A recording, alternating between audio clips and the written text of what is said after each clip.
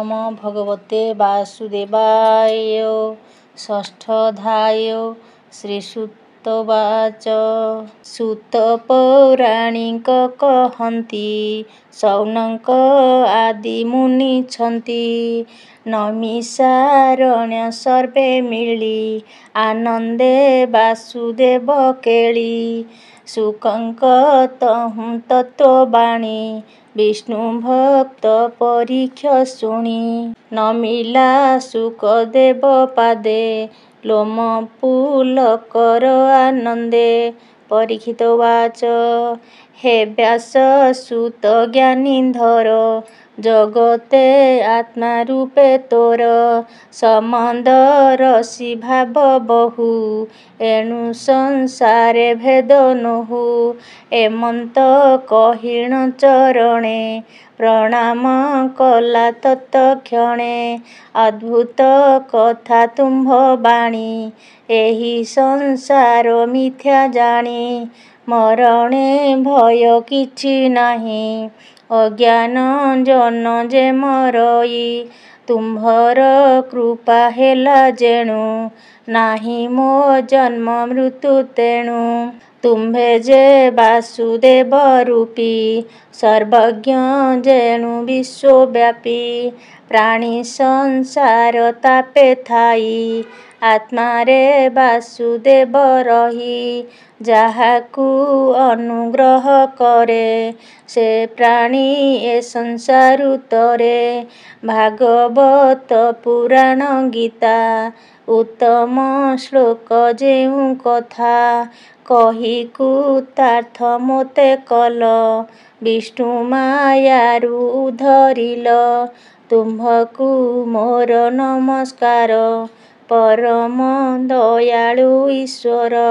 ସାକ୍ଷାତ ଯେ ମଧୁସୂଦନ ତାଙ୍କୁ କରାଇଲ ଦର୍ଶନ। ଏଣୁ ମୁଁ ବିଶୁଦ୍ଧ ହୋଇଲି ଭଗବାନ ଗୁଣ ଶୁଣିଲି। ଏ ଭାଗବତ ପୁରାଣରେ ବାସୁଦେବ ବର୍ଣ୍ଣନା କରେ। ହେ ଶୁକଦେବ ଭଗବାନ ତକ୍ଷକ ଆଦି ମୃତ୍ୟୁମାନ। ତହିଁ ମୋହର ଭୟ ନାହିଁ ବ୍ରହ୍ମ ନିର୍ବାଣ ଜ୍ଞାତ ହୋଇ। ଅବ୍ୟୟ ଅବିନାଶୀ ବ୍ରହ୍ମ ଦର୍ଶନେ ଛଡ଼ାଇଲ ଭ୍ରମ। ଏବେ ଯେ ମୋତେ ଆଜ୍ଞା ଦିଅ ବ୍ରହ୍ମରେ ଲାଗିବ ମୋ ଲୟ। ବସୁ ଯେ ଅଛି ଯୋଗାସନେ ମଉନ ବ୍ରହ୍ମ ଆତ୍ମଜ୍ଞାନେ। ଅଧ୍ୟକ୍ଷ ବିଷ୍ଣୁରେ ଲୟେ କାମନା ଛାଡ଼ିଲି ବିଷୟେ। ଅଷ୍ଟାଙ୍ଗ ଯୋଗ ଧାରଣାରେ ଷଡ଼ଛତ୍ର ଭେଦୀ ଆତ୍ମାରେ। ପରମ ଆତ୍ମାରେ ମିଶାଇ ସହସ୍ର ଦଳ ମଧ୍ୟେ ଦେଇ। ପ୍ରାଣକୁ ତହିଁ ନିବେଶିବି ମାୟା ବ୍ରହ୍ମାଣ୍ଡ ଜିଣି ଯିବି। ତକ୍ଷକ ବ୍ରାହ୍ମଣ ଶାପରେ ଭସ୍ମ କରିବ ମୋ ଶରୀରେ। ଜ୍ଞାନ ବିଜ୍ଞାନ ଦେଇ ମୋର ଅଜ୍ଞାନ ତୁମ୍ଭେ ନାଶ କର। ବାସୁଦେବ ପରମ ପଦ ମୁକ୍ତି ପାଇ ସଦାନନ୍ଦ। ଏବେ ମୁଁ ସେ ମାର୍ଗେ ପଶିବି ଧ୍ୟାନରେ ମୁକ୍ତି ଲଭିବି। ଏ ଭାବେ ଅନେକ ପ୍ରକାରେ ବିନୟୀ ଶୁକ ଚରଣରେ। ସୂତ ଉବାଚ ସୂତ କହନ୍ତି ମୁନି ଶୁଣ ଶୁକଙ୍କୁ ଏମନ୍ତ କହିଣ। ରାଜାର କାର୍ପଣ୍ୟ ବଚନ ଆନନ୍ଦେ ବ୍ୟାସଙ୍କ ନନ୍ଦନ। ବିଷ୍ଣୁ ଭକତିରେ ନିମଜ୍ଜି ମୁକ୍ତ ହୁଅ ପାପକୁ ତେଜି। ଆମ୍ଭର ଆଶୀର୍ବାଦୁ ତରି ଅନ୍ତେ ତୁ ଲଭ ବିଷ୍ଣୁ ପରି। ଏମନ୍ତ କହି ଶୁକ ମୁନି ହରଷେ କଲେ ହରି ଧ୍ୱନି। ରାଜାର ପୂଜା ବିଧି ପାର ସୁକହ ରସ ମନ ହୋ। ରାଜାର ପୂଜା ବିଧି ପାଇ ସୁକହ ରସ ମନ ହୋଇ ସକଳ ମହାଋଷିମାନେ ସନ୍ନ୍ୟାସୀ ଆଦି ମୁନି ଜନେ ସକଳ ମହାଋଷି ସଙ୍ଗେ ବଦ୍ରିକାଶ୍ରମେ ଗଲେ ବେଗେ ଯୋଗ ସମାଧି ଜ୍ଞାନ ବଳେ ବସିଲେ ଆନନ୍ଦେ ନିଶ୍ଚଳେ ପରୀକ୍ଷ ରାଜା ଯୋଗ ଧ୍ୟାନେ ବସିଲେ ନିଶ୍ଚଳ ମଉନେ ଆତ୍ମାରେ ଆତ୍ମା ନିଜ ଜିଣ ଅଷ୍ଟାଙ୍ଗ ଯୋଗରେ ଧାରଣ ପରମ ବ୍ରହ୍ମ ସ୍ୱରୂପରେ ପବନ ସଂଯମୀ ଧ୍ୟାନରେ ବୃକ୍ଷର ପ୍ରାୟ ଅଚେଷ୍ଟିତ ନିଶ୍ଚଳ ଭାବେ ରହେ ଚିତ ହସ୍ତିନା ନଗର ବାହାରେ ଗଙ୍ଗା ପୂର୍ବ ଦିଗ ଭାଗରେ ବାଲୁକା ବେଦୀର ଉପରେ କୁଶାସନ କରି ତହିଁରେ ଉତ୍ତର ଅଭିମୁଖେ ବସି ବ୍ରହ୍ମରେ ଲୟକୁ ନିବେଶି ଆତ୍ମାକୁ ବ୍ରହ୍ମରନ୍ଧ୍ରେ ନେଇ ସୁଷୁମ୍ନା ଦ୍ୱାରେ ରୁହାଇ ଷଟ୍ଚକ୍ର ଭେଦି ଭୁରୁ ମଧ୍ୟେ ପରମାତ୍ମାରେ ଭାବ ଭେଦେ ବିଷୟ ସଙ୍ଗକୁ ସେ ଦୂର ନାହିଁ ବହ୍ୟନ୍ତର ମନର ଏକାକ୍ଷେ ବ୍ରହ୍ମେ ପ୍ରବେଶି ଯାତନା ଶରୀର ବିନାଶୀ ପରମ ପଦକୁ ଲଭିଲେ ବିଷ୍ଣୁ ଅଙ୍ଗରେ ଲୀନ ହେଲେ। ଏମନ୍ତ ସମୟରେ ପୁଣ କଶ୍ୟପ ଋଷିଙ୍କ ନନ୍ଦନ କଶ୍ୟପ ଧନ୍ୱନ୍ତରୀ ନାମ ଦେବଙ୍କ ବୈଦ୍ୟ ସେ ଉତ୍ତମ ରାଜାର କଥା ମୃତ୍ୟୁ ଶୁଣି ବ୍ରହ୍ମଣ ରୂପ ଧରି ପୁଣି ରାଜାର କଥା ମୃତ୍ୟୁ ଶୁଣି ବ୍ରାହ୍ମଣ ରୂପ ଧରି ପୁଣି ଆସନ୍ତେ ବାଟେ ଭେଟ ହୋଇ ତକ୍ଷକ ଧନ୍ୱନ୍ତରୀ ଦୁଇ ନାଗ ଯେ ପଚାରିଲେ ପୁଣ କିମ୍ପାଇଁ କରୁଛ ଗମନ ଧନ୍ୱନ୍ତରୀ ଉବାଚ କହିଲେ ଆମ୍ଭେ ଧନ୍ୱନ୍ତରୀ ଯାଉଛୁ ପରୀକ୍ଷେ ନିସ୍ତାରି ବ୍ରହ୍ମ ଶାପେ ତକ୍ଷକ ଦଂଶି ରାଜା ହୋଇବ ଭସ୍ମ ରାଶି ଆତ୍ମାକୁ ଆମ୍ଭେ ଜିଆଇବୁ ଯଶ ଧର୍ମ ପାଇବୁ। ଏମନ୍ତ ଶୁଣି ତାଙ୍କ ବାଣୀ ତକ୍ଷକ ବୋଲେ ତତ୍କ୍ଷଣି ତକ୍ଷକ ଉବାଚ ଆମ୍ଭେ ତକ୍ଷକ ନାଗ ନାମ ଦଂଶିଲେ କେବେ ନୁହେଁ ଭସ୍ମ ଜିଆଇ ଯେବେ ତୁମ୍ଭ ପାର ପରୀକ୍ଷା ଏହିଠାରେ କର।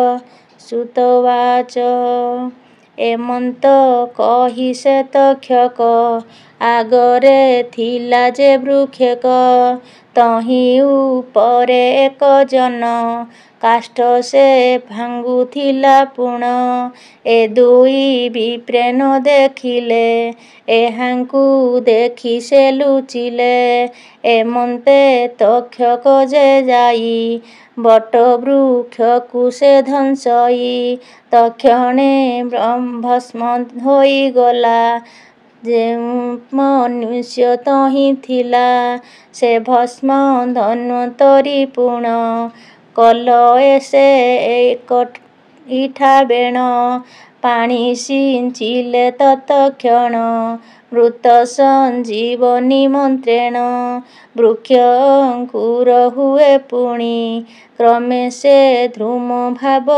ଘେନି ହୋଇଲା ସେହି ଭାବେ ବୃକ୍ଷ ମନୁଷ୍ୟ ଆଦି ହୁଏ ଦୃଶ୍ୟ ତା ଦେଖି ତକ୍ଷକ କହିଲେ ନିଶ୍ଚୟ ପାରିବ ତୁମ୍ଭେ ଗଲେ। ତକ୍ଷକ ଉବାଚ ତୁମ୍ଭେ ଯେ ମହତ ପୁରୁଷ ଯଶ ମୋ ନ କର ବିନାଶ। ମହତ ଲୋକଙ୍କର ଭାବ ପର ଯଶରେ ନୀତ ଥିବ। ଆପଣା ଯଶ ନ କରାଇ ପରର ହିତେ କ୍ଲେଶ ପାଇ। ରାଜାଠାରୁ ପ୍ରାପ୍ତ ଧନ ମୋଠାରୁ ନିଅ ତାଦି ଗୁଣ। ସୁତ ଉବାଚ ଏମନ୍ତ ଶୁଣି ଧନ୍ୱନ୍ତରୀ ମନର ବିଚାର ସେ କରି। ରାଜାର ଆୟୁଷ ତ ନାହିଁ ଯୋଗ ବଳେ ଜାଣଇ ମୁହିଁ। ତାହାର ଜୀଇବାକୁ ନାହିଁ ସୁଖ ପ୍ରସନ୍ନ ଭାବ ବହି। ବରାଜ ହୋଇ ଗଙ୍ଗା ତୀରେ ଯୋଗାରୂଢ଼ ତତ୍ତ୍ୱଜ୍ଞାନରେ। ଆତ୍ମାକୁ ପରମ ଆତ୍ମାରେ ପ୍ରବେଶ କରି ବ୍ରହ୍ମଦ୍ୱାରେ। ଯୋଗାଗ୍ନିରେ ଦଗ୍ଧ ହୋଇବ ସେ ତ ବ୍ରହ୍ମରେ ଲୀନ ହେବ। ପିଣ୍ଡରେ ତକ୍ଷକ ଦଂଶିବ ଆମ୍ଭର ଯଶ ତ ନୋହିବ। ଆମ୍ଭେ ଯେ ଏହାଠାରୁ ପୁଣ ଛାଡ଼ିଣ ଯିବା କିମ୍ବା ଧନ। ଏମନ୍ତ ବିଚାରି ଭିକ୍ଷୁକ ବୋଇଲେ ଶୁଣ ହେ ତକ୍ଷକ। ଧନ୍ୱନ୍ତରୀ ଉବାଚ ଶୁଣ ତକ୍ଷକ ଆମ୍ଭ ବାଣୀ ବିନୟ ବଚନ ତୋ ଶୁଣି। ତୋ ଯଶ କିପାଇଁ ନାଶିବୁ ଧନ ଦେଲେ ବାହୁଡ଼ି ଯିବୁ। ତକ୍ଷକ ଧନ ତହୁଁ ଦେଲେ ଧନ୍ୱନ୍ତରୀ ବାହୁଡ଼ି ଗଲେ। ସୁତ ଉବାଚ ଏବେ ସୌନକ ମୁନିଗଣ ତକ୍ଷକ ବ୍ରାହ୍ମଣ ରୂପେଣ। ଗଲା ଯେ ରାଜା ସନ୍ନିଧାନ ତୋଷିଣ ଧନ୍ୱନ୍ତରୀ ମନ। ପ୍ରହିତ କିଛି ଧନ ଦେଲେ ତହିଁ ସେ ମେଲାଣି ହୋଇଲେ। ଫଳ ପୁଷ୍ପ ତୋଳି ଭେଟିଲେ ଫଳେ ତକ୍ଷକ କୃମି ହେଲେ। କପଟେ ବ୍ରାହ୍ମଣ ହୋଇଲେ ଫଳେ କୃମି ରୂପେ ରହିଲେ। ସେ କାମ ରୂପୀ ନାଗ ବିଷ ରାଜା ଶରୀର କଲା ନାଶ। ତକ୍ଷଣେ ଭସ୍ମ ହୋଇଗଲେ ସମସ୍ତ ପ୍ରାଣୀ ତା ଦେଖିଲେ। ହାହାକାର ଶବ୍ଦ ଶୁଭିଲା ସବଦେ ପୃଥିବୀ ପୂରିଲା। ଆକାଶେ ଦେବତା ଅସୁର ମନୁଷ୍ୟ ଆଦି ନିଶାଚର ସମସ୍ତେ ବିସ୍ମୟ ହୋଇଲେ ତକ୍ଷକ କେହି ନ ଦେଖିଲେ। ରାଜାର ମୁକ୍ତି ଦେଖି ଦେବେ ଦୁନ୍ଦୁଭି ବଜାଇଲେ ସର୍ବେ। ଗନ୍ଧର୍ବେ ଅପସରା ନୃତ୍ୟ ସାଧୁ ସବଦେ କଲେ ଗୀତ। ଦେବେ ଯେ ପୁଷ୍ପବୃଷ୍ଟି କଲେ ଆନନ୍ଦେ ସ୍ୱର୍ଗକୁ ଯେ ଗଲେ। ପରୀକ୍ଷ ସୁତ ଜନ୍ମେ ଜୟେ ସେ ପୁଣି ରାଜରାଜା ହୁଏ। ପିତୃକ୍ରିୟା କର୍ମ ସାରିଲେ ଆନନ୍ଦେ ସେ ରାଜ୍ୟ ପାଳିଲେ। ସେ କିଛି ଦିନର ଅନ୍ତରେ ନୃପତି ଶୁଣିଲେ ସଭାରେ। ଉତ୍ତଙ୍ଗ ଋଷି ଯେ କହିଲେ ତକ୍ଷକ ରାଜାଙ୍କୁ ଦଂଶିଲେ। ବ୍ରାହ୍ମଣ ରୂପରେ ତକ୍ଷକ ରାଜାଙ୍କୁ କଲା ଭସ୍ମାନ୍ତକ। ଧନ୍ୱନ୍ତରୀ ଜିଆଇବା ପାଇଁ ଆଶୁ ଯେ ଥିଲେ ବିପ୍ର ହୋଇ। ତକ୍ଷକ ଧନ ତାଙ୍କୁ ଦେଲେ ବାଟରୁ ଧନ୍ୱନ୍ତରୀ ଗଲେ। ଏମନ୍ତ ବାରତା ପ୍ରମାଣେ କହିଲେ ପାତ୍ର ମନ୍ତ୍ରୀ ଗଣେ। କହିଲେ ପାତ୍ର ମନ୍ତ୍ରୀମାନେ ଶୁଣିଛୁ ଏମନ୍ତ ପ୍ରକାର ନ ଜାଣୁ ଧନ୍ୱନ୍ତରୀ ଯିବାର। ଏ ଅନ୍ତେ ରାଜଲୋକ ଯାଇ ପଚାରିଲେ ସନ୍ଦେଶ ପାଇ। ତହିଁ ଯେ କାଷ୍ଠ ଭାଙ୍ଗୁଥିଲା ବୃକ୍ଷ ସଙ୍ଗତେ ଭସ୍ମ ହେଲା। ଧନ୍ୱନ୍ତ୍ରୀ ମନ୍ତ୍ର ବଳେ ବୃକ୍ଷ ଯେମନ୍ତେ ହୋଇଲା ପ୍ରତ୍ୟକ୍ଷ। ତକ୍ଷକ ଧନ ତାକୁ ଦେଲା ଯେମନ୍ତେ ବଚନ କହିଲା। ଏ ସର୍ବ ବାରତା ସଂକ୍ଷେପେ କହିଲା ରାଜାର ସମୀପେ। ଏମନ୍ତେ କିଛି ଦିନ ଅନ୍ତେ ନୃପତି ମୃଗୟା ନିମନ୍ତେ ଯାନ୍ତେ ଦେଖିଲେ ଋଷି ବୃନ୍ଦ ବସିଣ ହୁଅନ୍ତି ସ୍ତବଧ। କୁଶର ମୂଳ ସେ ତାଡ଼ନ୍ତି ଅଗ୍ନିରେ ଭସ୍ମ ସେ କରନ୍ତି। ତା ଦେଖି ଜନ୍ମେଜୟ ବୀର ଋଷିଙ୍କୁ ପଚାରେ ସଧୀର।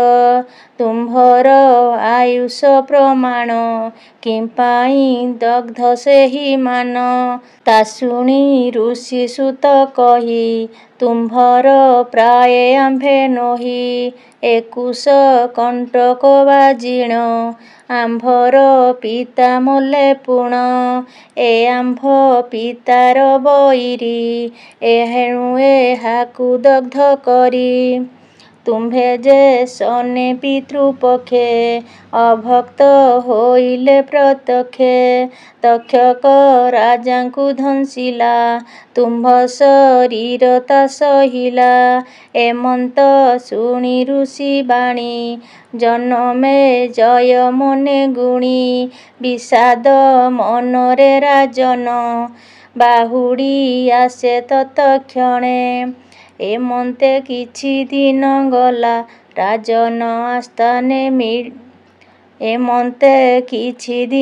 ଗଲା ରାଜନ ଆସ୍ଥାନେ ବସିଲା। ସମସ୍ତ ଋଷିଗଣ ଚାହିଁ ତକ୍ଷକ କଥା ପଚାରଇ। ସେ ମୋର ପିତାର ବଇରି ତାକୁ କେମନ୍ତେ ସାଧ୍ୟ କରି। ଉତ୍ତଙ୍ଗ ଋଷି ଯେ କହିଲେ ତକ୍ଷକ ତାହାଙ୍କୁ ଧଂସିଲେ। ସର୍ପଯଜ୍ଞ କର ଆରମ୍ଭ ବଇରି ନାଶ ହେବ ତୁମ୍ଭ। ତା ଶୁଣି କହନ୍ତି ରାଜନ ତକ୍ଷକ ନାଶର ବିଧାନ। ତୁମ୍ଭେ ତାହାଙ୍କୁ ବୈରୀ ଭାବେ କହିଲ କିସ ଅର୍ଥ ଲୋଭେ।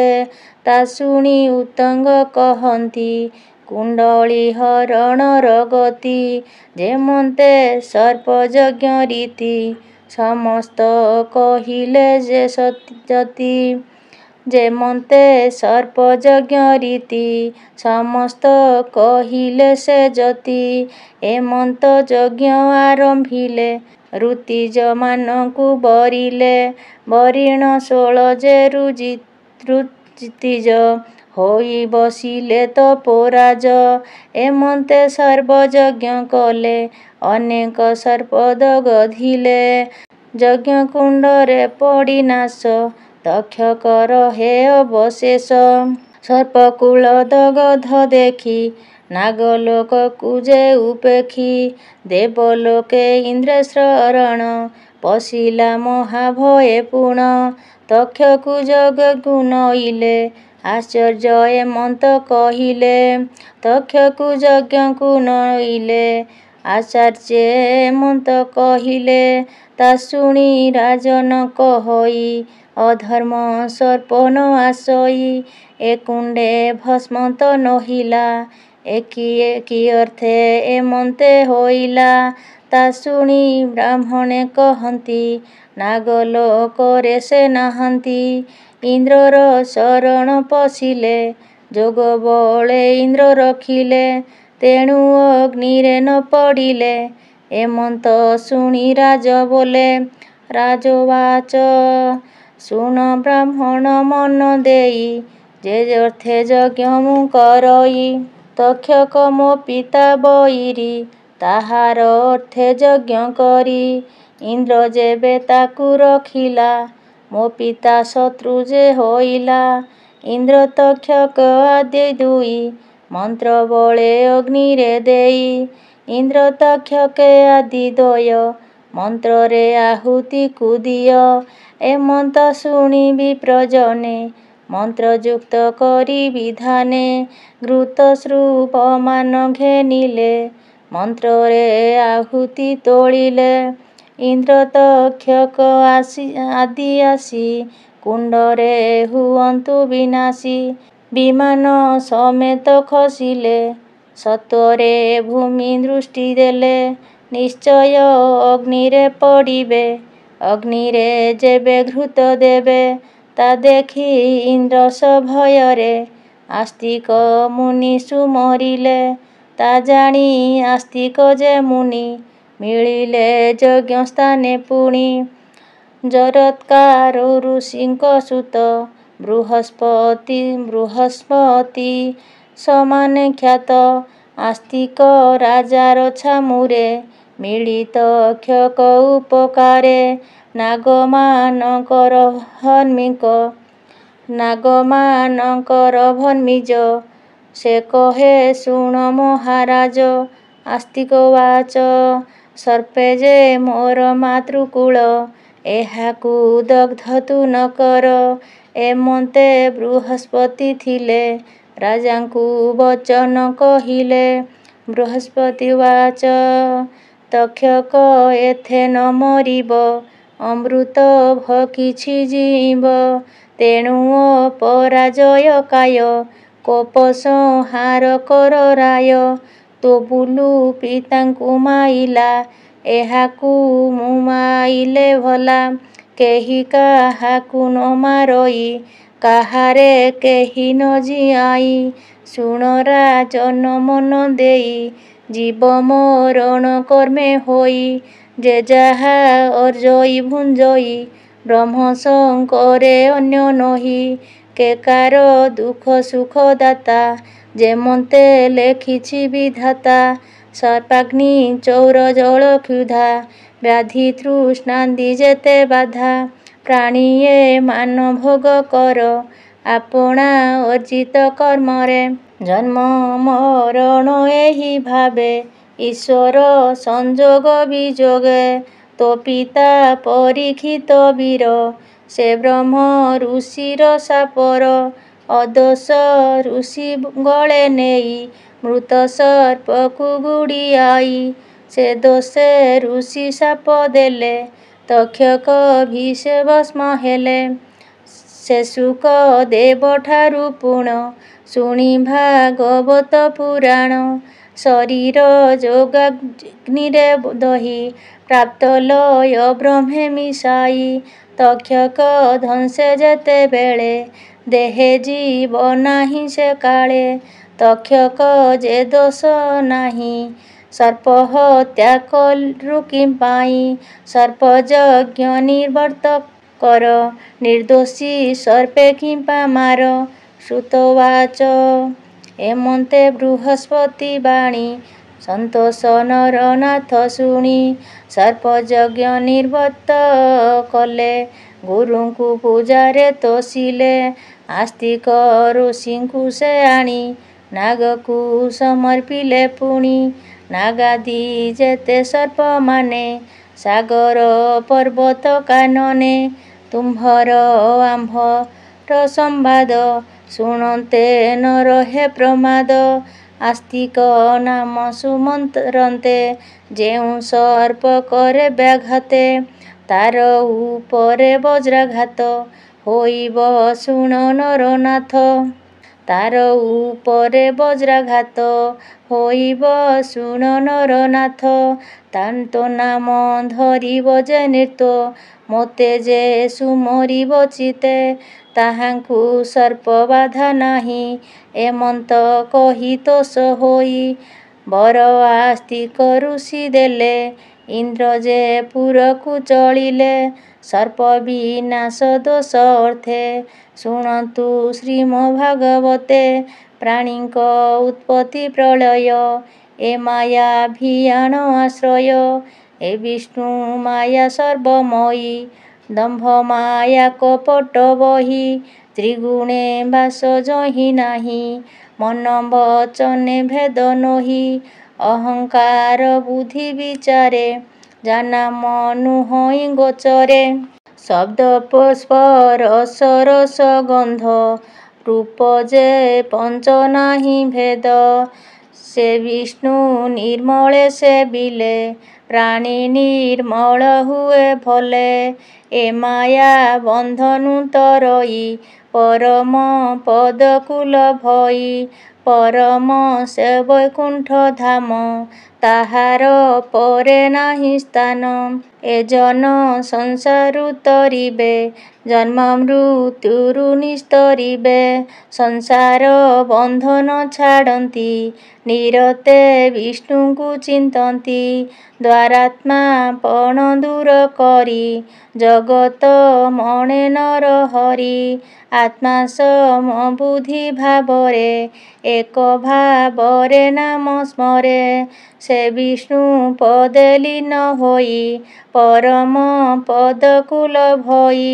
ଯେ ପ୍ରାଣୀ ବିଚାରନ୍ତି ଚିତ ଏ ସର୍ବ ମୋହର ଅର୍ଜିତ। ଅର୍ଜିଲି ନାନା କଷ୍ଟ ପାଇ ସୁସ୍ଥରେ ବଳସିବା ପାଇଁ। ସୁସ୍ଥରେ ବିଳସିବି ମୁହିଁ ସେମାନେ ଦୁର୍ଜନ ବୋଲାନ୍ତି। ଆପଣା ଆତ୍ମା ନ ଚିହ୍ନନ୍ତି ମାୟା ଜାଲରେ ଭ୍ରମୁଥାଇ ଈଶ୍ୱର ଭାବ ନ ଜାଣଇ। ଏ ଦେହେ ଧନ ଘରୁ ସୁତ ଦାରାବୃତ୍ତି ନାନା ଦ୍ୱିମତ।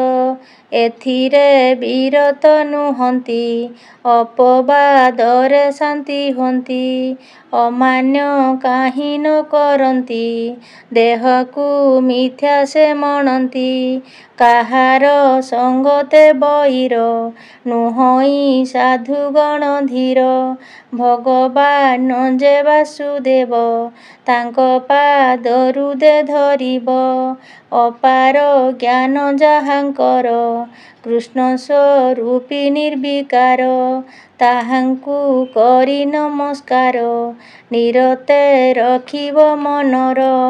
ତାଙ୍କ ପଦାରବିନ୍ଦେ ଧ୍ୟାନ ସଂହିତା କରି ଅଧ୍ୟୟନ। ପଢ଼ି ଶୁଣିଲେ ମୁକ୍ତ ହୋଇ ଏଥିରେ ସଂଶୟ ନଥାଇ। ସେ ବ୍ୟାସ ଶିଷ୍ୟ ଶୁକଦେବ ବିଷ୍ଣୁ ସ୍ୱରୂପ ବ୍ୟାସଦେବ। ତାହାଙ୍କୁ ମୋର ନମସ୍କାର ମହିମା ନ ଜାଣେ ଶଙ୍କର। ଶୌନକ ଉବାଚ। ଶୌନକ ପଚାରେ ହରଷେ ସୁତ ପୌରାଣିକର ପାଶେ। ଭୋ ମୁନି ହୋଇବା ପ୍ରସନ୍ନ କହିବା ବେଦର ଉତ୍ପନ୍ନ। ଏ ବେଦ ପ୍ରଥମେ କେମିତି ବିଷ୍ଣୁଙ୍କ ଠାରୁ ଉତ୍ପତ୍ତି। କେମନ୍ତେ ବ୍ରହ୍ମା ଉପଦେଶ କହତା ବିସ୍ତାରି ବିଶେଷ। ଶୁଣି ଶୌନକ ମୁନି ବାଣୀ ସୁତ କହନ୍ତି ଦୋଷ ଘେନି। ସୁତ ଉବାଚ। ପ୍ରଥମେ ବ୍ରହ୍ମା ଯେତେବେଳେ ଯୋଗ ଧ୍ୟାନରେ ନିଦ୍ରା ଗଲେ। ନିରାକାର ବ୍ରହ୍ମେ ଲଗାଇ ବସେ ସମାଧି ଲୟ ପାଇ। ତାଙ୍କ ହୃଦୟରୁ ପ୍ରଥମ ଆକାଶ ଶୂନ୍ୟ ରୂପୀ ନାମ ନାଦ ଯେ ଜନମ ହୋଇଣ। ତା ପ୍ରଭା ବିନ୍ଦୁ ଜାତ ପୁଣ। ସେ ବିନ୍ଦୁ ନିରାକାର ବ୍ରହ୍ମ ପରମ ବ୍ରହ୍ମ ପରଂଧାମ। ଯାହାକୁ କଲେ ଉପାସନା ଆତ୍ମା ନିର୍ମଳ ମହାତ୍ମା। ସଂସାର ଜନ୍ମ ମରଣାଦି ତରେ ନିର୍ବାଣ ଭକ୍ତି ଭେଦି। ବିନ୍ଦୁ ତ୍ରିଗୁଣାତ୍ମକ ହୋଇ ବ୍ରହ୍ମା ବିଷ୍ଣୁ ରୁଦ୍ର ବୋଲାଇ। ତ୍ରିରୂପ ଏକାକ୍ଷର ବ୍ରହ୍ମ ଅବ୍ୟକ୍ତ ରୂପୀ ତ୍ରୟ ଧାମ। ସେ ଏକାକ୍ଷର ବ୍ରହ୍ମ ପର ଅର୍ଦ୍ଧମାତ୍ରା ବିନ୍ଦୁ ଆଧାର। ଯୋଗ ମାୟା ସ୍ୱରୂପୀ ସେହି ସେ ମାୟା ତ୍ରିଗୁଣ ସର୍ଜଇ। ପଞ୍ଚମାତ୍ରା ଯେ ଏକାକ୍ଷର ଆକାର ଉକାର ମକାର ଲକାର ବକାର ଏ ପାଞ୍ଚ। ଏ ପଞ୍ଚ ମାତ୍ରା ଏକ ସଞ୍ଚ ଅର୍ଦ୍ଧମାତ୍ରା ବିନ୍ଦୁ ସ୍ୱରୂପ ଏ ବାସୁଦେବ ରସକୂପ ଏକାକ୍ଷର ନିର୍ଗୁଣ ହୋଇ ପଞ୍ଚାତ୍ମା ପ୍ରଳୟ ସର୍ଜଇ ଯେ ଜାଣି ନିମଗ୍ନେ ଭଜନ୍ତି ବ୍ରହ୍ମରେ ଲୀନ ସେ ହୁଅନ୍ତି ଏ ବ୍ରହ୍ମ ଶବଦରେ ନାଦ ଯେ ଜନ କରେ ଆତ୍ମା ଭେଦ ଅର୍ଦ୍ଧରାତ୍ରେ ଏକାନ୍ତେ ବସି ଯୋଗ ଧାରଣା ଭାବେ ବସି ଆତ୍ମା ସୁଷୁପ୍ତି ଅବସ୍ଥାରେ ଲୟ ଶବଦ ନିରାଧାରେ ତେବେ ସେ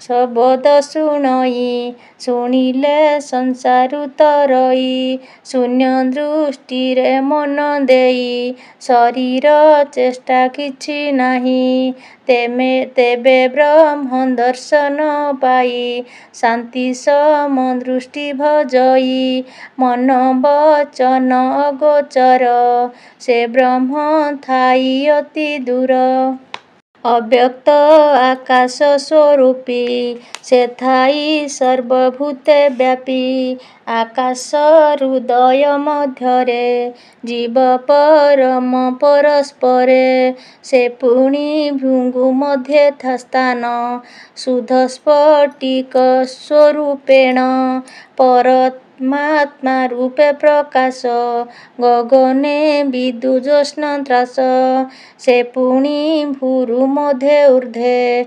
ଦ୍ୱାଦଶାଙ୍ଗୁଳ ପରେ ସୁଧେ ସହସ୍ର ଦଳ କମଳରେ ନାନା ରସାଦି ଲୀନ କରେ ସେ ମଧ୍ୟରେ ନିରାକାର ବ୍ରହ୍ମ ବାଲୁକ ସମାନ ଯେ ଧାମ ଜ୍ୟୋତିର୍ମୟ ସୂକ୍ଷ୍ମ ପ୍ରକାଶ ତୀକ୍ଷ୍ଣ ବାଳାଗ୍ର ଯେ ସଦୃଶ୍ୟ ପରମ ପରାତ୍ମା ବୋଲନ୍ତି ସେ ଅଂଶ ଅବତାର ହୁଅନ୍ତି ହୃଦ ପଦ୍ମରେ ଜୀବ ଆତ୍ମା ଅଙ୍ଗୁଷ୍ଠି ମାତ୍ରେ ରୂପ ସୂକ୍ଷ୍ମା ଦ୍ୱିଭୁଜେ ଶଙ୍ଖ ଚକ୍ର ଧରି ଅଶେଷ ଜୀବରେ ପ୍ରଚରି ପ୍ରଫୁଲ୍ଲ ପଦ୍ମ ପ୍ରାୟ ମୁଖ ପୀତାମ୍ବରଧାରୀ ସୁରେଖ ଅଷ୍ଟଦଳ କମଳ ପରେ ଅଷ୍ଟଶକ୍ତି ଚଉପାଶରେ ଶୁଦ୍ଧ ସୁବର୍ଣ୍ଣ ପ୍ରାୟ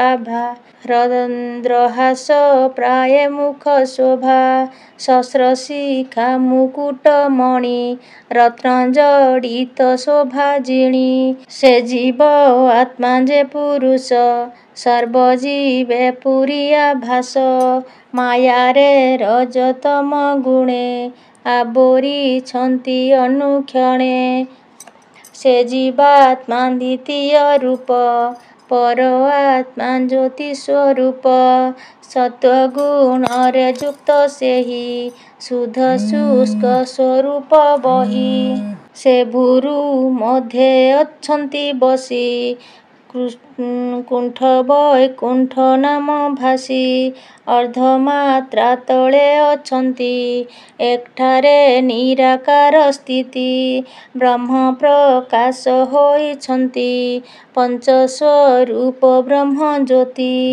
ଏକାକ୍ଷର ବ୍ରହ୍ମ ପ୍ରବଣ ଶବଦ ରୂପୀ ସର୍ବଜୀବ ତାହାଙ୍କର ତହୁଁ ଉତ୍ପନ୍ନ ଆକାରାଦି 14 14 ସ୍ୱର ଏ ବୋଲାନ୍ତି ଏ ଭାବେ ଅକ୍ଷରର ଗତି କକାର ଆଦି 34 ବ୍ୟଞ୍ଜନ ଶବଦ ବିଶେଷ ଈଶ୍ୱର ମାନ ବିଷ୍ଣୁ ରୂପେ ବ୍ୟଞ୍ଜନ ମାୟାର ସ୍ୱରୂପ ଏ ପଞ୍ଚ ଅକ୍ଷରେ ମାତୃକା ପ୍ରକୃତି ବଶ ଶବ୍ଦ ଏକା ସ୍ୱର ମାନେ ଦୀର୍ଘ ହ୍ରସ୍ୱ ପୁରୁତ ନାମରେ ପ୍ରକାଶ ସନ୍ଧି ଅକ୍ଷର ଏ ବୋଲାଇ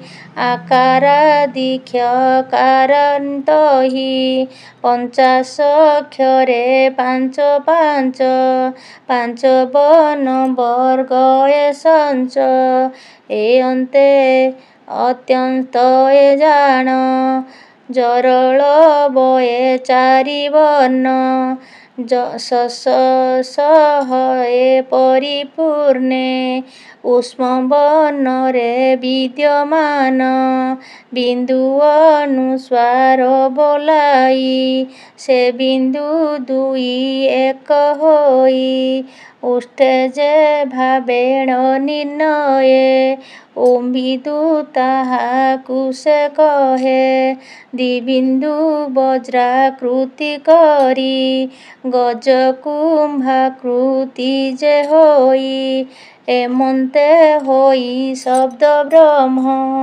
ପଞ୍ଚାଶ ବର୍ଣ୍ଣ ଭେଦ ନାମ ଅକ୍ଷର ଆକୃତି ହୋଇଲେ ଦେହ ବାହ୍ୟରେ ପ୍ରକାଶିଲେ ତହିଁ ଭିତରୁ ବ୍ରହ୍ମଯନ୍ତ୍ରୀ 24 ଅକ୍ଷର ଗାୟତ୍ରୀ 24 ଅକ୍ଷର ଗାୟତ୍ରୀ ଏ ମାୟା ରୂପେ ପ୍ରକାଶିଲେ ସପ୍ତବ୍ୟାହୃତି ସେ ହୋଇଲେ 10 ପ୍ରବଣେ ମଧ୍ୟ ହୋଇ ଗାୟତ୍ରୀ ଶିର ଶାରଦାୟୀ 60 ଅକ୍ଷରେଣ ପୂର୍ଣ୍ଣ ବ୍ରହ୍ମ ପ୍ରକାଶ ଅକ୍ଷରେଣ ସେ ବ୍ରହ୍ମ ଗାୟତ୍ରୀ ସାବିତ୍ରୀ ସରସ୍ୱତୀ ତ୍ରିକାଳଗତି ତ୍ରିକାଳ ସନ୍ଧ୍ୟା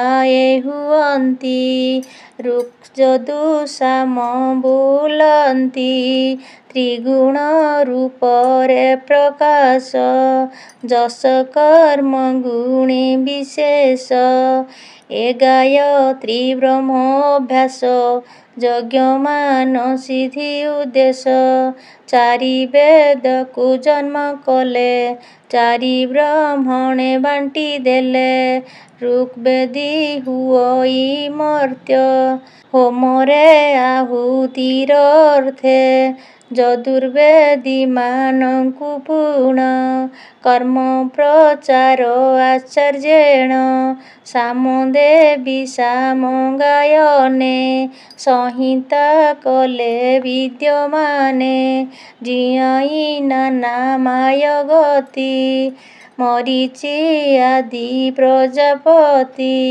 ଏହାଙ୍କୁ ବେଦ ପଢ଼ାଇଲେ ଏ ପୁଣି ପୁତ୍ରେ ଶିଷ୍ୟ ଦେଲେ ଧର୍ମୋପଦେଶ ସେ ବିଧାନ ଧର୍ମୋପଦେଶ ଯେ ବିଧାନ ସେମାନେ କଲେ ସ୍ତୁତିମାନ ଷଟ୍ତ୍ରିଶ ସ୍ତୁତି ସ୍ୱଭାବେ ସଂସାର ଧର୍ମ ପ୍ରବର୍ତ୍ତିବେ ସେମାନେ ପରସ୍ପରେ ପୁଣ ପୁତ୍ରଙ୍କୁ ଦେଲେ ବେଦମାନ ଶାଖା ପ୍ରଶାଖା କରିଦେଲେ ଉପଦେଶେଣ ପଢ଼ାଇଲେ ଏହି ପ୍ରକାରେ ଚାରି ବେଦ ସତ୍ୟାଦି ତିନି ଯୁଗେ ଭେଦ ବିସ୍ତାର ହୋଇ ତିନି ଲୋକେ କଳିକି ରହିଲା ଅଳ୍ପକେ ଦ୍ୱାପର ଶେଷେ ରହେ କଳି ପ୍ରାଣୀକି ଦେଖି ଅଳ୍ପ ବଳି ଅଳ୍ପ ଆୟୁଷ ଅଳ୍ପ ବୁଦ୍ଧି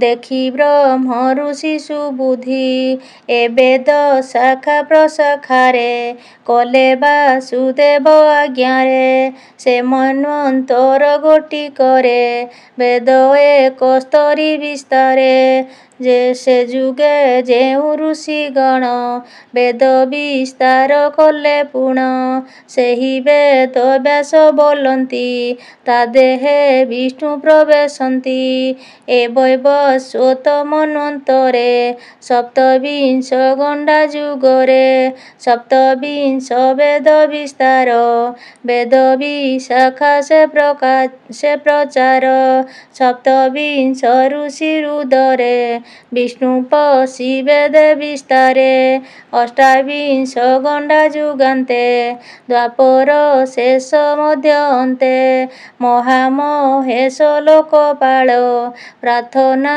କଲେ ଆଦି ମୂଳ ଏଘେନି ବେଦ ରକ୍ଷା ହିତେ ବେଦବ୍ୟାସ ନାମ ନିର୍ମିତେ ପରାଶରଙ୍କ ବୀର୍ଯ୍ୟଜାତ ସତ୍ୟବତୀ ଗର୍ଭେ ସମ୍ଭୂତ ବିଷ୍ଣୁ କଳାରେ ଅବତାର ଅଗାଧ ଗୁଣରେ ଗଭୀର ଚାରି ବେଦେ ମିଶ୍ରିତ ହୋଇ ଏକ ବେଦରେ ଥିଲା ରହି ତାହାଙ୍କୁ ଭିନ୍ନ ଭିନ୍ନ କରି ଶାଖା ବେଦରେ ଭେଦ କରି ଋକ୍ଯଜୁ ସାମ ଅଥର୍ବ ଏ ଚାରି ବେଦ ଭିନ୍ନ ଭାବ ଏ ଭାବ ତ୍ରିଗୁଣ ଆତ୍ମକ ତହିଁ ମିଶାଇ କଲେ ଏକ ଏମାନେ ଅନ୍ୟ ଅନ୍ୟ ମିଳି ସମ୍ବନ୍ଧ ଜାତି ଭାବେ ଚଳି ଅଥର୍ବ ବେଦ ଯେ ନିର୍ଗୁଣ ତାଙ୍କୁ ରଖେ ଭିନ୍ନ ଭାବେଣ ଚାରି ସଂହିତା ଏକ ଜାଣ ସୂତ୍ରରେ ଗୁନ୍ଥି ମଣିଗଣ ସେ ଭାବେ ମନ୍ତ୍ରରୁ ବାହାର ବେଦ ବୀଜ ଭିନ୍ନ ବିସ୍ତାର ଚାରି ବେଦ ଚାରି ଶିଷ୍ୟଣ ପଢ଼ାଇଲେ ବାଦରାୟଣ ପୌଲକ ନାମେ ଶିଷ୍ୟ ପୁଣ ଋଗ୍ବେଦ ସେ ଅଭ୍ୟାସେଣ ବ୍ରହ୍ମାର ସେ ନାମ ବୋଲାଇ ପୌ ଏକ ଏ ରୂପେ ପଢ଼ଇ ବୈଶମ୍ପାୟନଙ୍କୁ ନିଗମ ପଢ଼ାଇଲେ ଯଜୁଜା ନାମ ଜୈମିନୀ ଋଷିଙ୍କୁ ଯେ ପୁଣ ଛାନ୍ଦୋଗ୍ୟ ବୋଲାଇ ସେ ସାମ ଏ ବେଦ ଏ ପୁଣ ପଢ଼ିଲେ ଅଥର୍ବ ସୁମନ୍ତକୁ ଦେଲେ ସେହି ଅଥର୍ବରୁ ସମ୍ଭୂତ ପଢ଼ିଲେ ନିର୍ଗୁଣ ବେଦାନ୍ତ ଏମନ୍ତ ଚାରି ଶିଷ୍ୟ ମୁଖେ ଶାଖା ପ୍ରଶାଖା ବେଦ ଶିଖେ ପୌଲକ ନାମକ ଯେ ମୁନି ନିଜର ଶିଷ୍ୟ ବର୍ଗ ଘେନି ସେବାସ୍କଲ ଇନ୍ଦ୍ର ପ୍ରମତି ଦିଭାଗ କରିଣ ପଢ଼ନ୍ତି ସହିତା ଆପଣା ନାମରେ ଏ ପୁଣି ଦେଲେ ଯେ ଶିଷ୍ୟରେ ଭାସ୍କଳ କଲେ ଚାରି ଭାଗେ ଚାରି ଶିଷ୍ୟ ପଢ଼େ ସରାଗେ ଯାଜ୍ଞବାଳକ୍ୟ ବୋଧ୍ୟ ନାମକ ପରାଶର ଅଗ୍ନିମିତ୍ରକ ଏ ଚାରି ଶିଷ୍ୟଙ୍କୁ ସେ ଦେଲେ ଅଭିନ୍ନ ମତେ ସେ ପଢ଼ିଲେ ସଂସହିତା ଇନ୍ଦ୍ର ପ୍ରମତି ମାଣ୍ଡୁକେୟଙ୍କୁ ଶିକ୍ଷା ଦିଅନ୍ତି ସଂହିତା ଅଧ୍ୟୟନ କଲେ ଅନ୍ୟ ଯେ ତାଙ୍କ ସଙ୍ଗେ ଥିଲେ ସାକଲ୍ୟ ମାଣ୍ଡୁକେୟ ସୁତ ପାଞ୍ଚ ଭାଗେ କରି ବିଭକ୍ତ ନିଜ ସଂହିତାକୁ ବିସ୍ତାରି ଶିଷ୍ୟମାନଙ୍କରେ ପ୍ରଚାରି ଶାଳୀୟ ଯେ ବ୍ୟାସ ମୁଦ୍ଗଲ ଶିଶିର ଆଦର ଗୋଖଲ୍ୟ ତାହାଙ୍କ ଶିଷ୍ୟ ଜାତୁକର୍ଣ୍ଣ ନିଜ ସଂହିତାକୁ ସେ ପୁଣ ତିନି ଭାଗରେ ସେ ବିସ୍ତାରି ପୁଣି ନିରୁକ୍ତ ଘେନି ଚାରି ପଳାକ ପୈଳଜା ବାଳକୁ ବିରଜା ନାମକ ଶିଷ୍ୟକୁ ଏ ଆଦି ଶିଷ୍ୟଙ୍କୁ ବିଶେଷ ସଂହିତା ଦେଲେ ଉପଦେଶ ଭାସ୍କଳ ନନ୍ଦନ ଶତ ଶାଖାରେ ସେ ନିପୁଣ ସଂହିତା ବାଳଖିଲ୍ୟା ନାମ ସେ ପୁଣି କଲେ ପ୍ରଣୟନ ବାଳଇ ନିରାଭାଜ୍ୟ ଏବେନି କାସାର ଶିଷ୍ୟ ନାମେ ତିନି ବାଳଖିଲ୍ୟା ସଂହିତା ପୁଣ ଏମାନେ କଲେ ଅଧ୍ୟୟନ ସଂହିତା ମାନକ ବିସ୍ତାର ଶୁଣିଲେ ପ୍ରାଣୀଙ୍କ ନିସ୍ତାର ବୈଶମ୍ପାୟନ ଯେଉଁ ଋଷି ଜାନୁର୍ବେଦକୁ ସେ ଅଭ୍ୟାସୀ ଶତାଇଶ ଶିଷ୍ୟ ତାଙ୍କର କଣ ଅଧ୍ୟୟନ ଆବର ସତ୍ୟାତ୍ରେୟ ଆଦି ଯେ ହୋଇ ଶତାଇଶ ଶାଖା ପଢ଼ାଇ ସେ ବେଦୁ ପଢ଼ୁ ଶିଷ୍ୟଗଣ ଏକ ଅକ୍ଷର ଅଂଶୁଧେଣ ଗର୍ଗରୁ ଶିଙ୍କର ତନୁଜ ବୈଶମ୍ପାୟନର ଭଗ୍ନିଜ ଗର୍ଗଶିରେ ହସ୍ତ ପ୍ରହାରେ ଶିରତା ଚୂର୍ଣ୍ଣ ହୁଏ ଖରେ ବ୍ରହ୍ମହତ୍ୟା ବୈଶମ୍ପାୟନେ ଲାଗିଲା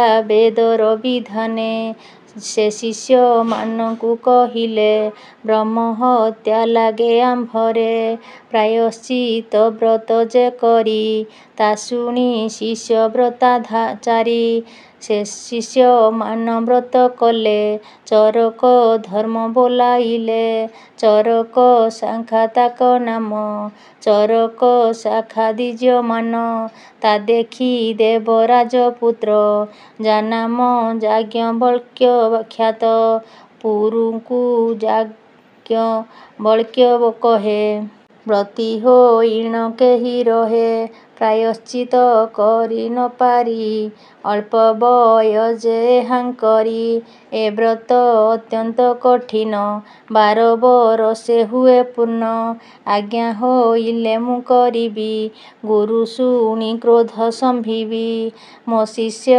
ଅମାନ୍ୟ ତୁ କଲୁ ଆତ୍ମାରେ ଗର୍ବ ତୁ ବହିଲୁ ଏଣୁ ତୁ ମୋହଠାରୁ ଯେତେ ବେଦେ ପଢ଼ିଲୁ ଅନୁମତେ ଏବେ ଏ ବେଦ ତୁହି ଛାଡ଼ ଆନଠା ବରେ ଯାଇ ପଡ଼ ତାହା ଯାଜ୍ଞବଲ୍କ୍ୟ ଶୁଣିଲେ ପଢ଼ିଲେ ବେଦ ବାନ୍ତି କଲେ ସେ ବଦେ କାଣ୍ଡିମାନ ପୁଣ ତିତିରି ଚଢ଼ାଇ ରୂପେଣ ତାହାଙ୍କୁ ଯେଉଁ ଋଷିମାନେ ଗ୍ରହଣ କଲେ ସାବଧାନେ ତୈତ୍ତିରୀୟ ସେ ବୋଲାଇଲେ ତହୁଁ ସେ ଯାଜ୍ଞବଲ୍କ୍ୟ ଗଲେ ବେଦ ସେ ପଢ଼ିବା ନିମିତ୍ତ ସୂର୍ଯ୍ୟଙ୍କ ଠାରେ ଉପଗତ ମେରୁ ପୃଷ୍ଠରେ ବସି ପୁଣ ସୂର୍ଯ୍ୟଙ୍କୁ କଲେ ଉପାସନ ଗୁରୁଙ୍କ ଠାରୁ ନବତନ ବେଦ ମୁଁ ପଢ଼ିବଇଁ ପୁଣ ହେ ଭଗବନ୍ତ ଦିବାକର ତୁମ୍ଭଙ୍କୁ ମୋର ନମସ୍କାର ଜଗତ ଅଖିଳ ଯେ ପ୍ରାଣୀ ଆତ୍ମା ସ୍ୱରୂପେ ଅଛ ପୁଣି କାଳ ସ୍ୱରୂପେ ଗ୍ରହ ରୂପୀ ସ୍ଥାବର ଜଙ୍ଗମାଦି ବ୍ୟାପୀ ବ୍ରହ୍ମରୁ କୀଟ ପର୍ଯ୍ୟନ୍ତେ ପ୍ରାଣୀମାନଙ୍କ ହୃଦଗତେ ଆତ୍ମା ସ୍ୱରୂପେ ପୁରୀ ଅଛ ଆକାଶେ ଶୂନ୍ୟ ପ୍ରକାଶିଛ ଅନ୍ତର୍ଗତ ବାହ୍ୟରେ ପୁଣି ଏକାଦଶ ଇନ୍ଦ୍ରିୟ ଜିଣି ଏ ତୁମ୍ଭ ଅନୁଗ୍ରହେ ହୋଇ ବାହ୍ୟ କାଳ ରୂପେ ଭ୍ରମଇ ଲବ ନିମିଷାଦି ବତ୍ସରେ ଯେତେ ଯେତେ ଏ ପ୍ରାଣୀଙ୍କରେ ଉତ୍ପତ୍ତି ପ୍ରଳୟ କରୁଛ ଏଣୁ ଆକାଶେ ଉଇଁଅଛ ଏ ତୁମ୍ଭ ମଣ୍ଡଳର ଗତି ନିର୍ମଳ ବିରାଜଇ ଜ୍ୟୋତି ପରମ ବ୍ରହ୍ମ ନିରାକାର ଜ୍ୟୋତିର ଭିତରେ ବାହାର ଶଙ୍ଖ ଚକ୍ରଧାରୀ ହୋଇଣ ନାରାୟଣ ସ୍ୱରୂପ ବର୍ଣ୍ଣ ବ୍ରାହ୍ମଣେ ତ୍ରିସନ୍ଧ୍ୟାରେ ନୃତ୍ୟ ଗାୟତ୍ରୀ ପଢ଼ି ବେଦ ମନ୍ତ୍ରେ ଅଞ୍ଜଳି ଦେଇ ଉପାସନେ କ୍ଷୟ ସକଳ ପାପମାନ ଏ ଦିବାରାତ୍ରି କରି ଶେଷ ସଂସାର ଲୋକ ତମ ଧ୍ୱଂସ ଆପଣା କିରଣରେ ବୃଷ୍ଟି ଶସ୍ୟ ଉପୁଜି ପ୍ରାଣୀ ତୁଷ୍ଟି ପ୍ରାଣୀଙ୍କ ଜୀବ ଜାତ ହୋଇ ପୋଷୁଛ ଋତୁ ଭାବ ବହି ହିମଞ୍ଜଳ ଶିଶିର ଗ୍ରୀଷ୍ମ ତୁମ୍ଭର ତହୁଁ ଏ ଜନମ ଏ ଷଡ଼ ଋତୁ 12 ମାସ ତୁମ୍ଭରେ ହୋଇଛି ପ୍ରକାଶ ଏ ତୁମ୍ଭ ମଣ୍ଡଳ ଜ୍ୟୋତିର ସକଳ ସୁଖଙ୍କର ଘର ବିପ୍ରେ ଯେ ଚାରି ବେଦ ମନ୍ତ୍ରେ ଉପସ୍ଥାନ କରିଣ ତୋତେ ସେ ଦ୍ୱିଜମାନଙ୍କର ପାପ ତୁମ୍ଭେ ଯେ ହର ସର୍ବବ୍ୟାପ ତୁମ୍ଭମଣ୍ଡଳ ଜ୍ୟୋତି ତୀକ୍ଷ୍ଣ ଅନ୍ଧପଟଳକୁ ନାଶନ। ସେ ଜ୍ୟୋତି ସ୍ୱରୂପ ଯେ ତୁହି ଉପସ୍ଥାନ କରୁଛି ମୁହିଁ। ସ୍ଥାବର ଜଙ୍ଗମ ଯେ କୀଟ ତପଙ୍ଗ ଚାରିକ୍ଷାନ ଭେଟ। ଇନ୍ଦ୍ରିୟଗଣମାନଙ୍କର ପ୍ରବେଶୀ ଅନୁଗ୍ରହ କର। ସ୍ୱୟଂ ଅନ୍ତର୍ଯ୍ୟାମୀ ସ୍ୱରୂପେ ଆତ୍ମଜ୍ଞାନ ପ୍ରକାଶ ରୂପେ। ଏ ଲୋକ ତୁମ୍ଭର ମାୟାରେ ବିକଟ ରାତ୍ର ଅନ୍ଧକାରେ। ପ୍ରାଣୀଙ୍କୁ ଅଜଗର ରୂପ ସର୍ପ ଗିଳିଲେ ଯେହ୍ନେ ଧାପ। ଅଚେତ ମୃତ ହୋଇଥାଇ ନିଦ୍ରାରେ ଯେହ୍ନେ ପ୍ରାଣୀ ଶୋଇ। ମାୟାରେ ଅଚେତ ଯେ ପ୍ରାଣୀ ପରମ କୃପାଳୁ ତୁ ପୁଣି। ଉଦୟେ ଅନୁଗ୍ରହ କରି ଖଦ୍ୟୋତ କିରଣେ ଉଦ୍ଧାରି। ଦିନେ ଦିନେ ଯେ ପ୍ରାଣୀମାନେ ଶ୍ରେୟ ନିମନ୍ତେ ତୋ ଚରଣେ। ତୋ ଅନୁଗ୍ରହ ଯଜ୍ଞ କରି ସମାଧି ଅପବର୍ଗ ଧରି। ରାଜା ଯେହ୍ନେ ଦୁଷ୍ଟଙ୍କୁ ନାଶି ସାଧୁମାନଙ୍କୁ ସେ ଆଶ୍ୱାସୀ। ଦୈତ୍ୟଦାନବ ଯେ ଅସାଧୁ ଖଳ ଦୁର୍ବୁଦ୍ଧି ଧର୍ମ ନିନ୍ଦୁ। ଏ ଅଂଶେ ଜନ୍ମ ଯେତେ ତନୁ କୁମୁଦ ନାଶେ ଯେହ୍ନେ ଭାନୁ। ହେ ଭାଗବତ ବାସୁଦେବ ମୋର ସେବା ତୁମ୍ଭେ ଘେନିବ। ରେଣୁ ଉଦୟ ଅସ୍ତ ହୁଅ ସର୍ବଜୀବରେ ପୂଜା ପାଅ। ଦିଗପାଳେ ଯେଝା ଦିଗରେ କୃତାଞ୍ଜଳିରେ ପୂଜା କରେ। ସମର୍ପି ତୁମ୍ଭ ପଦ୍ମପାଦେ ମୁଁ ଉପସ୍ଥାନେ ଯେ ଆନନ୍ଦେ। ତୁମ୍ଭ ପଦ୍ମପାଦ କେମନ୍ତ ତିନି ଭୁବନରେ ପୂଜିତ। ବ୍ରହ୍ମା ବିଷ୍ଣୁ ମହେଶ ଆଦି ବାସବ ଆଦି ଦେବ ବନ୍ଦୀ। ଏବଂ ଭୂତ ପଦ୍ମପାଦରେ ମୋ ଶିର ଲାଗୁ ନିରନ୍ତରେ। ନବୀନ ଯଜୁର୍ବେଦ ତତ୍ତ୍ୱ ଆଜ୍ଞା ହୋଇବ ଛାୟାକାନ୍ତ। ଯେ ବେଦ କୁରୁଠାରେ ନାହିଁ ତାହାଙ୍କୁ ପଢ଼ିବଇ ମୁହିଁ। ସୂତ ପୌରାଣିକ କହନ୍ତି ଶୁଣ ସୌନକ ଆଦି ଯତି। ଯାଜ୍ଞବଲ୍କ୍ୟଙ୍କ ସ୍ତୁତି ଶୁଣି ସନ୍ତୋଷ ହୋଇ ଦୀନମଣି। ଅଶ୍ୱରୂପକୁ ଧରି ପୁଣ ଉପଦେଶ କନ ମାର୍ଗେଣ। ନବୀନ ଯଜୁର୍ବେଦ ଭାଗେ ମୁନିଙ୍କୁ ଦେଲେ ଶେଷ ରାଗେ। ଯେ ଯାଜ୍ଞବଲ୍କ୍ୟ ଯେଉଁ ମୁନି ସେ ବେଦ ଉପଦେଶ ଘେନି। କଣ୍ୱାଦି ଶିଷ୍ୟ ପଢ଼ାଇଲେ ପୁଣି 15 ଶାଖା କଲେ। ସେ 15 ଶାଖା ବାଣୀ ସଂହିତା କରି ପଢ଼େ ପୁଣି। ଏମାନେ ଶିଷ୍ୟ ପୁଣ ଦେଲେ ଶତ ଶତ ଶିଷ୍ୟ ହୋଇଲେ। କାଣ୍ୱ ସଂହିତା ମାଧ୍ୱ ତିନି ଅପରେ ଅଟେ ବାଜସେନି। ଅଶ୍ୱରୂପଧାରୀ ଆଦିତ୍ୟ ତାହାଙ୍କ କୋଶରୁ ତମ୍ଭୂତ। ଅଥବା କୋଶରୁ ଜନ୍ମିଲା ବାଜସେନି ସେ ଯେ ହୋଇଲା। ସାମବେଦର ଅଧିକାରୀ ଜୈମିନି ମୁନି ସେ ବିସ୍ତାରୀ। ସୁମନୁ ସତ୍ୟକୁ ଦୁଇ ସେ ମୁନିଙ୍କର ପୁତ୍ର ଏହି। ଦୁଇ ସଂହିତା କରିଦେଲେ ଏ ପୁଣି ଶିଷ୍ୟ ପଢ଼ାଇଲେ। ଏହାଙ୍କ ଶିଷ୍ୟ ଯେ ସୁକର୍ମା ସହସ୍ର ଶିଷ୍ୟ ସେ ଉତ୍ତମା। ସହସ୍ରେ ଭାଗ ଯେ ସଂହିତା ସହସ୍ର ଶାଖାରେ ବିଦିତା। ଏଥେ ମୁଖା ଶାଖା ଯେମାନେ ଏ ଋଷି ହୋଇଲେ ସେମାନେ। ତାହାଙ୍କ ନାମ ଏବେ ଶୁଣ କହିବା ଏବେ ବିସ୍ତାରିଣ।